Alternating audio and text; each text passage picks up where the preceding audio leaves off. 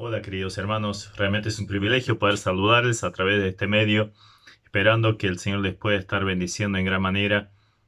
Vamos a tocar un tema muy interesante, llamativo, que es ¿dónde van las almas de los muertos? En primer lugar nos vamos a enfocar qué hay detrás, o sea, dónde van las almas en líneas generales y luego vamos a enfocarnos a dónde van las almas de los creyentes en Jesucristo. A esto en forma teológica se le llama el estado intermedio y se refiere a la manera de la existencia del alma, del espíritu, la parte inmaterial del ser humano, en el intervalo entre la muerte y la resurrección corporal. O sea, todos sabemos que nuestro cuerpo cuando muere va a la tumba, pero nuestra alma y espíritu obviamente tienen trascendencia eterna. Entonces, ¿a dónde van? Tenemos que ver en primer lugar lo que la Biblia dice acerca del lugar donde van los muertos. La Biblia lo llama Sheol, Seol, Antiguo Testamento sería hebreo, o Hades, el Nuevo Testamento sería en griego. Ahora, vamos a ver que hay una pequeña variación, aunque sería la traducción del hebreo al griego, nombrando Hades. Vamos a ver que hay una pequeña variación también en el concepto bíblico. Vamos a ver primero lo que dice el Antiguo Testamento acerca de este lugar, el Sheol o el Seol. Es el término utilizado para designar el lugar donde van los difuntos en líneas generales. Por ejemplo, Jacob se lamentaba que sus hijos harían descender con dolor sus canas al Seol, pero ahí se refería a la tumba, o sea que su cuerpo sería puesto en la tumba. Siempre hay que ver en qué contexto está para definir luego si es el lugar donde va el alma o en este caso se refería a la parte física. También el Antiguo Testamento nos muestra que es un lugar donde van aquellos que hacen lo malo, engañadores, pecadores, inmorales. Por ejemplo, dice en Proverbios 9:18, y no saben que allí están los muertos, que sus convidados están en lo profundo del Seol. O Salmo 9:17, los malos serán trasladados al Seol. Todas las gentes que se olvidan de Dios. O sea, el Seol es un lugar donde va el alma de los pecadores. También se utiliza como una figura literaria para designar otras cosas, un lugar de silencio, un lugar donde no se alaba a Dios, un lugar de penas y dolores, ligaduras de Seol me rodeaban, decía en el Salmo 18:5 David. Entonces, está hablando de la muerte en sí. También un lugar de inactividad, Eclesiastés 9:10, allí ya nada se puede hacer. A su vez también se ve como un lugar indeseable. El Antiguo Testamento lo describe como un lugar tenebroso, caótico, donde la misma luz es tenebrosa y hay una tremenda soledad. Sería justamente lo opuesto a la tierra de los vivientes, como aparece varias veces nombrado en el libro de Job. Es una condición miserable porque está separado de la comunión con Dios.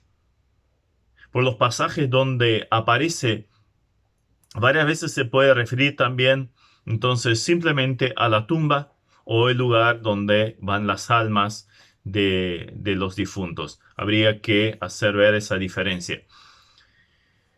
En líneas generales, cuando se refiere al Seol, más bien se refiere a un estado que un lugar. Esto en cuanto a la palabra Seol.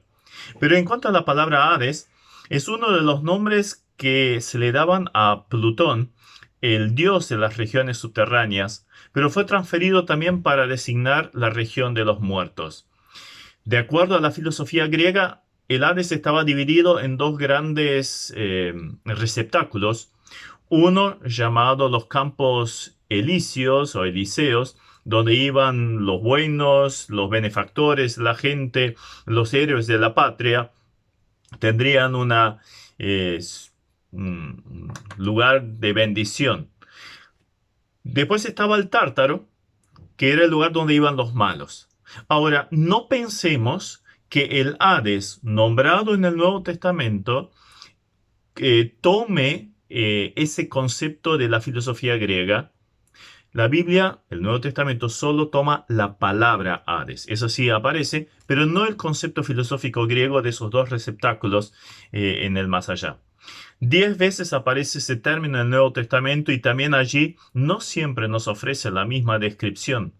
Contrasta, por ejemplo, con la sublime exaltación, con un abatimiento tremendo con Capernaum. Capernaum, que eres levantado hasta el cielo, hasta el Hades serás abatido. O sea, estaba hablando de destrucción de esta ciudad en la cual se hicieron tantos milagros. También es una muestra de la fuerza del mal que atacaba a la iglesia, como le dijo Jesús allí a Pedro. Y yo también te digo que tú eres Pedro y sobre esta roca edificaré mi iglesia y las puertas del Hades no prevalecerán contra ella. Entonces, se puede interpretar ese pasaje de dos formas, que el reino de la muerte no tiene acceso, no puede atacar, influenciar, afectar a la iglesia, o también al revés, y esta es la interpretación que creo más conveniente, que en el hecho de que la iglesia avance, que se conquiste territorio enemigo, o sea, almas sean salvadas, entonces el Hades no prevalece contra el avance de la iglesia. O sea, hay cada vez menos almas que tienen que ir al Hades porque son rescatadas por la salvación en Jesucristo. Vamos a leer uno de los pasajes más claros respecto a este término de la expresión Hades. Es la historia que contó Jesús acerca del hombre rico y Lázaro. Esta la encontramos en Lucas el capítulo 16 y vamos a leer a partir del versículo 19. Había un hombre rico que se vestía de púrpura y de lino fino y hacía cada día banquete con esplendidez. Había también un mendigo llamado Lázaro que estaba echado a la puerta de aquel, lleno de llagas, y ansiaba saciarse de las migajas que caían de la mesa del rico, y aun los perros venían y le lamían las llagas. Aconteció que murió el mendigo y fue llevado por los ángeles al seno de Abraham, y murió también el rico y fue sepultado. Y en el Hades, ahí tenemos la expresión más clara al respecto, alzó sus ojos, estando en tormentos, vio de lejos a Abraham y a Lázaro en su seno. Entonces él, dando voces, dijo: Padre Abraham, ten misericordia de mí, y envía a Lázaro para que moje la punta del dedo en agua y refresque mi lengua, porque estoy atormentado en esta llama. Pero Abraham le dijo: Hijo, acuérdate que recibiste tus bienes en tu vida, y Lázaro también males, pero ahora éste es consolado aquí y tú atormentado. Además de todo esto, una gran cima está puesta entre nosotros y vosotros, de manera que los que quisieran pasar de aquí a vosotros no pueden, ni de allá pasar acá. Entonces le dijo: Te ruego pues, padre, que le envíes a la casa de mi padre, porque tengo 5 hermanos, para que les testifique a fin de que no vengan ellos también a este lugar de tormento. Y Abraham le dijo: A Moisés y los profetas tienen, óiganlos. Él entonces dijo: No, padre Abraham, pero si alguno fuera ellos de entre los muertos se arrepentirán. Mas Abraham le dijo: Si no oyen a Moisés y los profetas, tampoco se persuadirán, aunque alguno se levantare de los muertos. El Hades como palabra también aparece en Apocalipsis 6, 8, 20, 13 y 14, donde hace una clara referencia al lugar donde habrían ir los incrédulos, los que no creyeron y que son juzgados en la tribulación o después de la tribulación eh, por sus pecados. Tras el juicio del trono blanco, aún el Hades, ese receptáculo, es lanzado al infierno. Muy interesante este concepto. Ahora bien, tenemos la definición de lo que es Hades, lo que es Seol, pero ¿dónde se va el creyente cuando muere?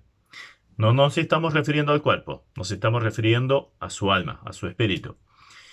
Ha habido y sigue habiendo mucha controversia en cuanto al lugar y el estado en que se encuentra el creyente al morir. Por lo tanto, tenemos que ver con claridad lo que la Biblia dice al respecto. Sigue habiendo enseñanza en el cristianismo, por un lado, que Cristo haya descendido en su muerte al infierno allí antes de su resurrección. Esto está en el rezo o en el credo católico. Pero aún en el campo evangélico se encuentra un poquito esa enseñanza que Jesucristo en el momento cuando murió, eh, su alma fue al Hades y de ahí llevó a los creyentes, a los fieles del Antiguo Testamento, los llevó al cielo. Y esto se le llama el seno de Abraham o paraíso. Pero no encontramos tal enseñanza en la Biblia. Ambos conceptos están ligados con la filosofía griega de la cual hablamos, la cual enseñaba esos dos receptáculos dentro del Hades. Pero no es un concepto bíblico. Vemos claramente que en el Hades estaba el hombre rico, que evidentemente era un hombre pecador. Pero Lázaro había ido a otro lugar, lejos de ahí. Por lo tanto, vamos a analizar un poquito cuál es la realidad del alma o el espíritu del creyente. ¿Dónde van cuando mueren? En primer lugar, tenemos que enfocarnos a lo que es la posición del creyente. Él está en Cristo, como varias veces aparece en las cartas, sobre todo el apóstol Pablo.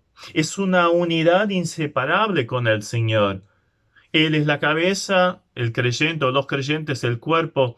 Entonces, evidentemente está tan ligado a Él. Entonces, ya por ahí pareciera absolutamente imposible que fuera a ese lugar llamado Hades, sino que evidentemente va donde está la cabeza. ¿Dónde está la cabeza? En el cielo. Sabemos que Jesús está en el cielo. ¿Qué lugar es a dónde va el creyente? Ya de entrada queremos afirmar que todo creyente de todas las épocas, todos los que han creído en Dios, en Jesucristo, después de su muerte, su alma pasa a estar inmediatamente en el cielo. Entonces, ningún creyente va al Hades. Hay varios pasajes que lo confirman. Jesús, recuerdan cuando estaba allí en la cruz y tenía los malhechores a los costados, y uno de ellos evidentemente creyó en el Señor y Jesús le dice, de cierto, hoy, todavía hoy estarás conmigo en el paraíso. Jesús, ¿a dónde fue? Al cielo. Entonces, ¿dónde está el paraíso? En el cielo. Esto se confirma también por la experiencia esta tan extraordinaria que había tenido el apóstol Pablo en 2 Corintios 12, 2 y 4. Dice, conozco a un hombre en Cristo que hace 14 años, ¿sí en el cuerpo? No lo sé. Si fuera el cuerpo, no lo sé, Dios lo sabe. Fue arrebatado al tercer cielo, es el cielo de Dios. Y luego en el versículo 4 dice, y fue arrebatado al paraíso, donde oyó palabras inefables que no les daba al hombre a expresar. Entonces, es un paralelismo que traza. En un versículo dice, fui arrebatado al cielo. En el otro pasaje dice, fui arrebatado al paraíso. Entonces, paraíso y cielo son sinónimos. Pablo, entonces resalta que paraíso y cielo son la misma cosa. El paraíso, de hecho, nunca estuvo ni jamás estará en el Hades o la mansión de los muertos, porque Apocalipsis 2.7 dice que el árbol de la vida está en medio del paraíso de Dios, haciendo una referencia, una descripción del cielo. Entonces, este árbol está en el cielo, llamado también paraíso.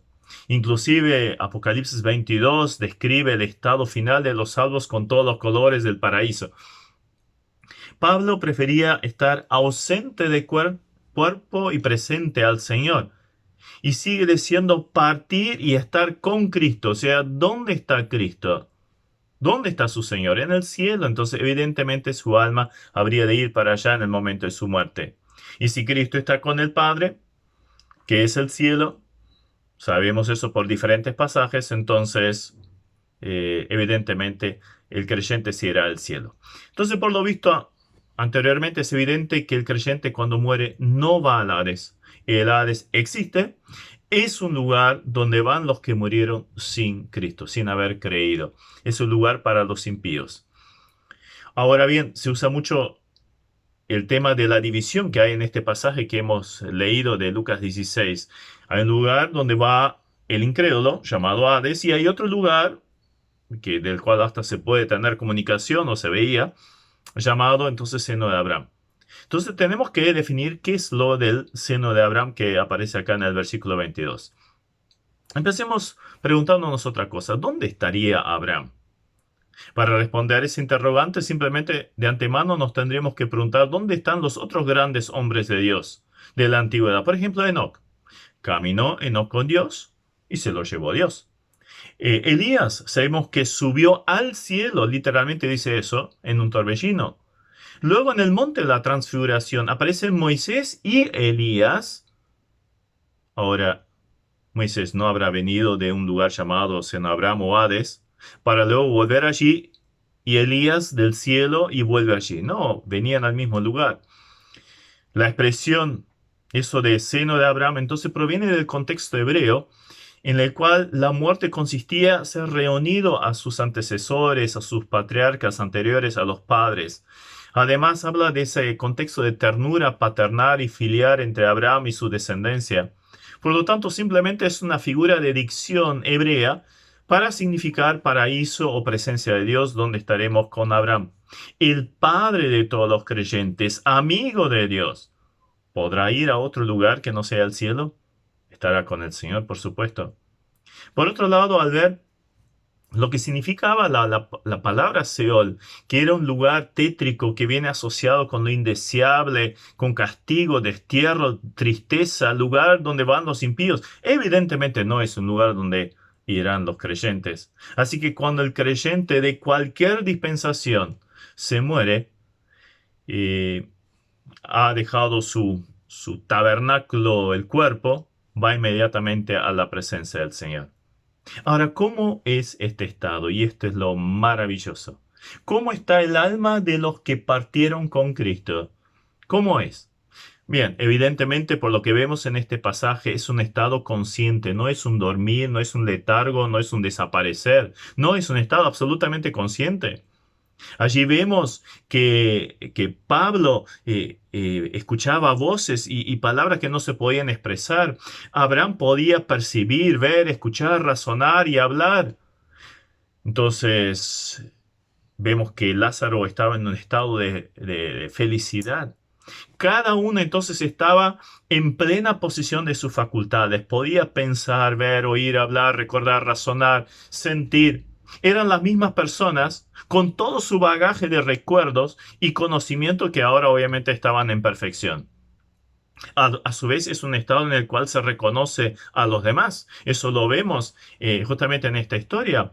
Abraham sabía perfectamente quién era Lázaro, pero también sabía quiénes eran Moisés y los profetas, los que vivieron mucho tiempo después de Abraham. O sea, sabía perfectamente quiénes eran, ya se habían encontrado en el cielo.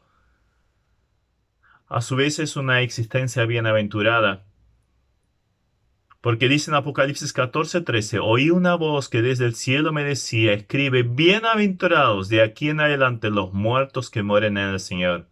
Sí, desde el Espíritu descansarán de sus trabajos, porque sus obras con ellos siguen. Aunque se refiere a los creyentes de la tribulación, se puede hacer extensivo a todos. Pablo decía que el partir era muchísimo mejor. Estar con Cristo era su anhelo, evidentemente un lugar de tremenda bendición. A su vez es una existencia consoladora. Según lo que vemos en esta historia, Lázaro era consolado de todas las malas que había pasado en la tierra. Y cuando vemos el pasaje del arrebatamiento de la iglesia, también vemos allí la última frase, consolaos los unos a los otros con estas palabras. Sabemos de Apocalipsis 21:4 que Dios enjugará toda lágrima de los ojos de ellos.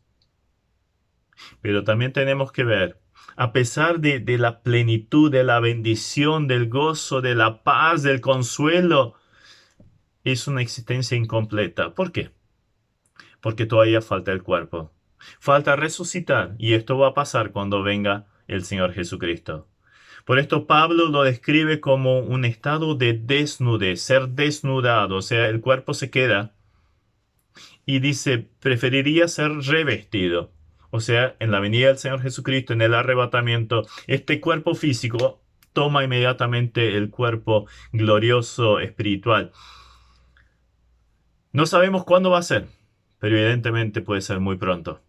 Pero para los que hemos perdido algún ser querido que ha pasado a la presencia de Dios, por haber creído en Jesucristo, solo podemos gozarnos Este ser querido está perfecto, está maravilloso, está gozando, está en paz. Recuerda, seguramente, sabe quiénes somos nosotros y reconoce a los que ya partieron. Ahora los santos ya están en la gloria, pero todavía no están glorificados. Pero llegará el momento en que estos se van a unir. Qué maravillosa esperanza que tiene el creyente. Qué seguridad, qué consuelo saber que los que han partido están bien. Como dice el himno, con mi alma está bien. Y espero que sea también tu realidad. Dios te bendiga y también que estas palabras sirvan para consuelo para todos aquellos que han perdido a alguien o los que están cerca de pasar a la eternidad. Dios te bendiga.